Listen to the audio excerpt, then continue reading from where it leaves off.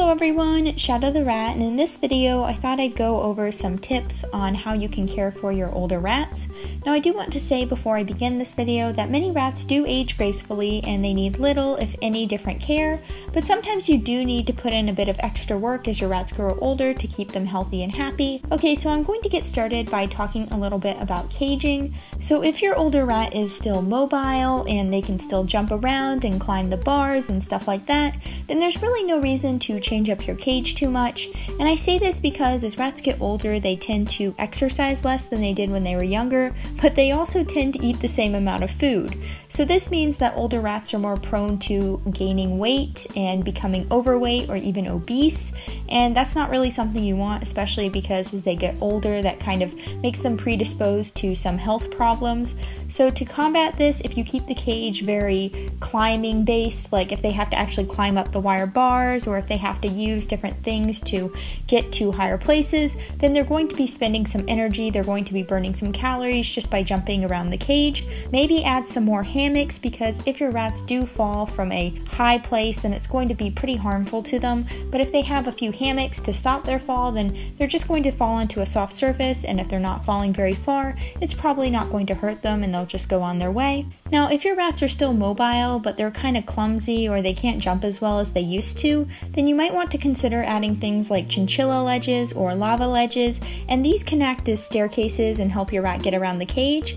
Now, the great thing about using these ledges is that they still encourage your rat to exercise, they still help them stay in shape and keep moving. However, they also make it a lot easier for the rats to get around the cage, especially if they can't really jump or climb as they used to. Now, if your rats are still mobile, but let's say they can't really use their hind legs as much, then you might want to consider adding in a ramp.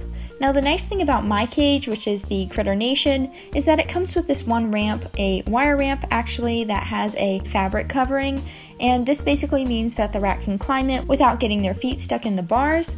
Now, usually your rat won't get their feet stuck in the bars if they're like a young and spry rat. However, if they don't feel their hind legs, then they're prone to getting them stuck places they shouldn't, and they could accidentally twist them, so I would encourage you to cover any ramps with fabric. But this is a great way to continue giving them mobility and allowing them to go to another level. I would encourage you to have wider or larger levels, just because a rat with very little hind leg mobility is going to enjoy a cage that's more horizontal and allows them more room to crawl around than a cage that's vertical and forces them to try and go upwards, something that they can't really do anymore. And if your rat has very, very little mobility in terms of hind legs, usually hind legs are the first thing to go, which is why I keep pressing this point, but if they have very little mobility in this case, you might want to consider switching them to a one level cage. Now, this sounds kind of mean, but there are a lot of cages out there that can actually be very nice even in terms of being one level. So the thing that comes to mind here are guinea pig cages. As some of you might know, guinea pigs really can't jump. It's just not how they're designed. It's actually unsafe for them to have a very high level to jump down from, because you know they can get hurt a lot easier than our rats.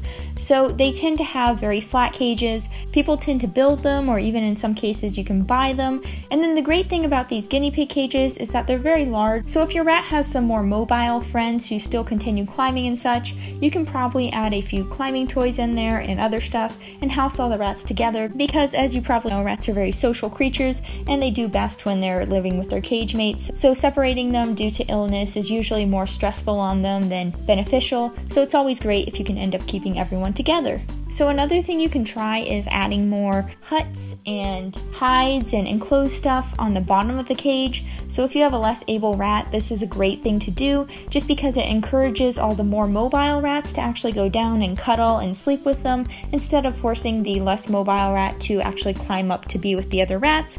So what I actually did when Latte was initially going through the stages of kind of losing hind leg use was I put in the ramp at first, but then I found out that not only was she trying to always climb it to be with the other rats, but it wasn't really easy for her to get up there. So I ended up removing the ramp and just putting all of the enclosed things on the bottom of the cage, so she couldn't really get up there anymore to the second level. And I did this just because I didn't want her falling. She was falling a lot, so it just wasn't worth it. This really encouraged the other rats to go down, be with her, sleep there, and they would all sleep on the bottom of the cage. And at the top of the cage I would include some hammocks and other stuff just so the other rats could go up there if they wanted to, but they were more encouraged to go downwards and be with Latte when they wanted to cuddle or sleep. So yeah, it was just a very nice way to encourage them to all be together and kind of give her comfort when she was ill. Now, one more thing I do want to note is that if your rats do end up going blind as they get older, it's going to be much harder for them to adapt as quickly as, let's say, a younger rat. So because of this, during the time when they're transitioning to this new mode of getting around without their sight, and yes, rats do have pretty bad vision, so it's not a huge change for them, but as they're transitioning, you might want to limit climbing, like remove things that they could walk off of, and you'll also want to kind of baby-proof the cage, and by this I mean you'll want to place hammocks under anything to make sure you can break any falls. Now this kind of applies to any of these points. If your rats are having issues getting around the cage, then you really do want soft things like hammocks under every spot, just so if the rats do fall due to whatever reason, they don't end up hurting themselves. So now let's move on to food.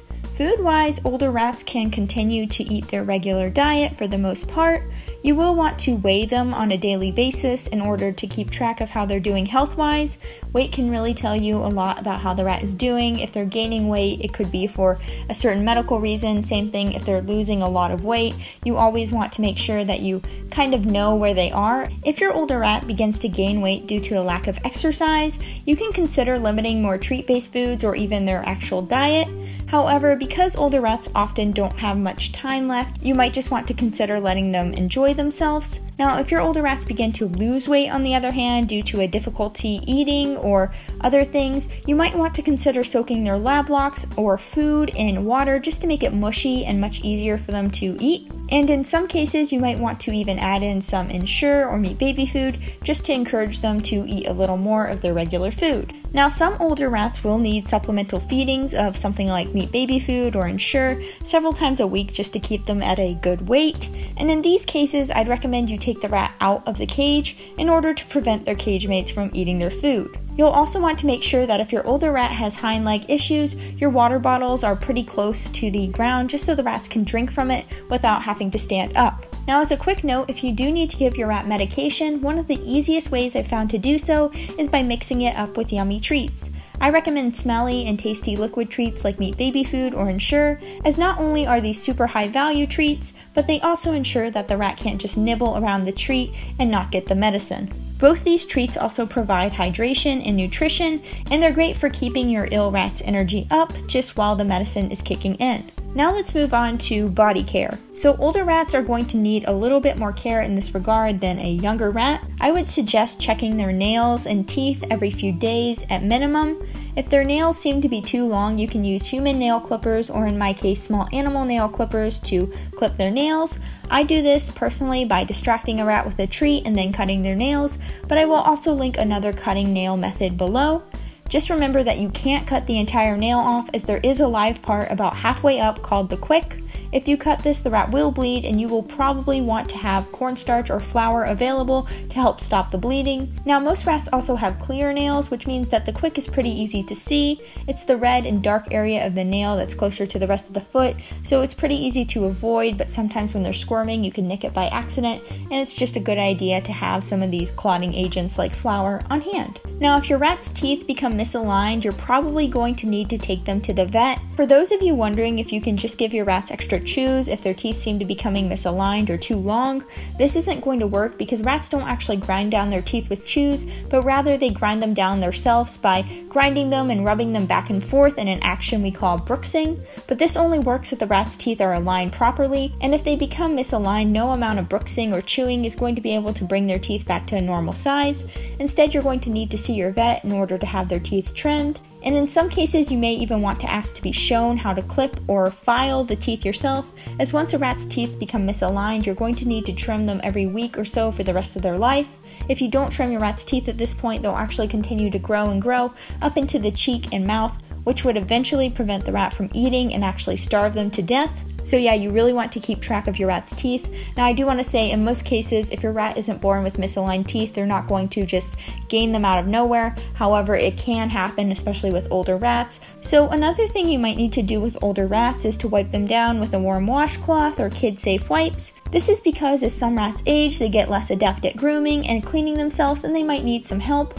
The reason I don't recommend bathing your rats is because not only is this stressful, but you're probably going to need to wipe down these less able rats every day, and bathing them that much would not only be stressful for the rat, but it would also be bad for their skin. Instead, I would stick to only bathing them when absolutely necessary and use wipes or damp washcloths if you need to be cleaning them on a more frequent basis. Some older rats might also develop issues with dry skin, and you can rub coconut oil into your rat's skin, or you can give them some olive oil. This coconut oil also works on the tail and can help to keep everything in tip-top shape. As for cleaning the tail itself, I've seen people use a toothbrush to do so. Personally, I've never felt the need to clean any of my rat's tails yet, but if they have paralyzed legs, for example, chances are the rat isn't going to even be aware of their tail, and they might actually drag it around through all sorts of stuff. A quick wipe down and then a scrub going in the direction of the bristles can really help to keep the tail clean. Finally, if you have older male rats, you want to check for penis plugs. You might need to help them remove these at some point, and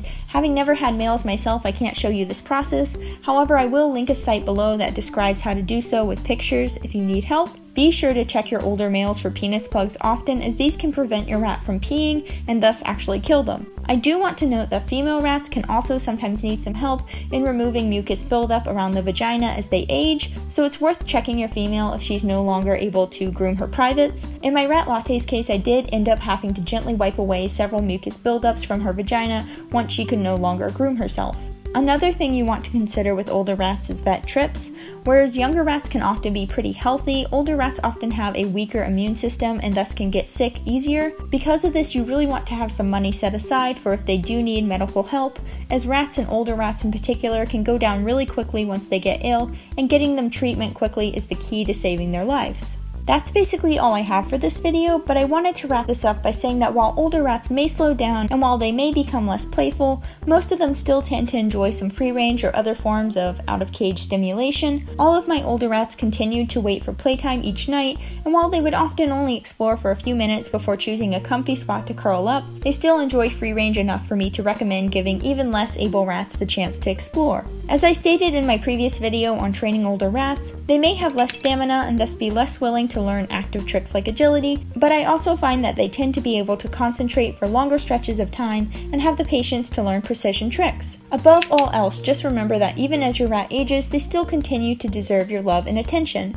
It's true that some older rats may become less able, but oftentimes that just means they'll enjoy more quiet activities like chilling with you as you watch a movie or getting cuddled with. I really hope this video was helpful to anyone out there with older rats. For more rat care and rat trick training tips, feel free to visit my website at rattricks.weebly.com, link in the description. Other than that, I hope you have a wonderful day, and I hope to see you next time. Bye!